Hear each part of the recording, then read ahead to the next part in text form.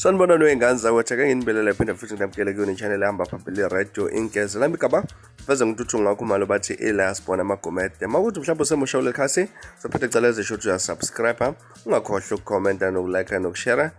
okuyikhona okukhulu kunakho konke wengane zakwethu sasodabeni luka Max Makhanya uMax ugeqa amagula mayelana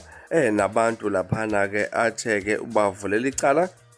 emaphoyiseni ukuthi ngempela bangabe thunjiwe uyazi ukuthi ke ubani amaphoyisa akuzomela abhekane naye lapha nakuza ngemuva kwevideo yakhe uMax Makhanya la kade echazela khona inkundla ezokuxhumana ukuthi ke bangabe nyamalele amaphoyisa wangacucuzi awaqonde ngqo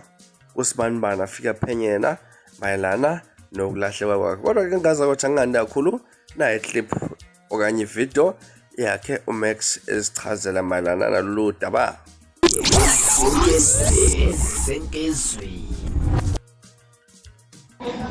kune statement esiphumile kwinhlaka production ngikhuluma nani ma SAPS maphoyisa ase South Africa kune statement esiphumile lapha yana kwinhlaka production TV la khona ubaba uSipho Mhlongo umdidiyeli webutho lalapha ondini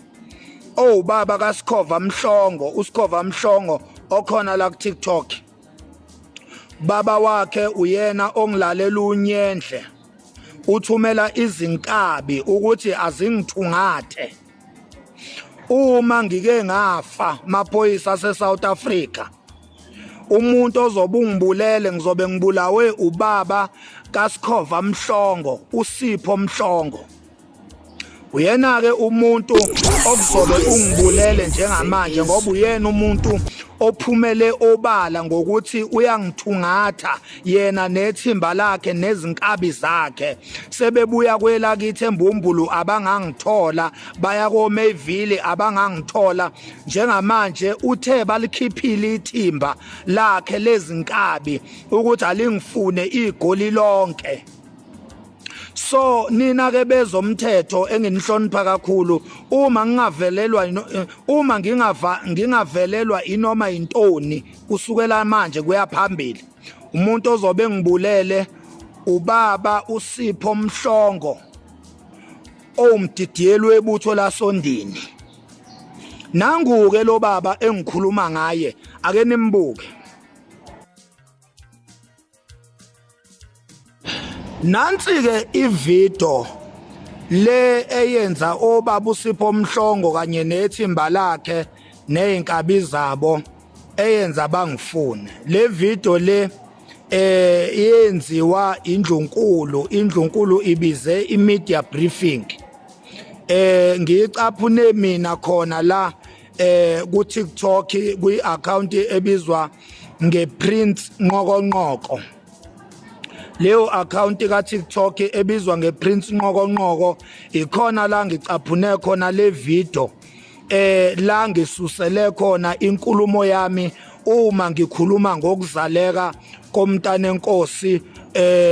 umama uMantombi Dlamini le nkulumo ngayisusela kule video ke ekuyiyona ivideo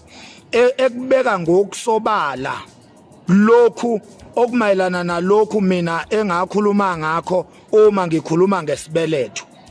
Nansi ke le video ake uyilaleleke ezulu.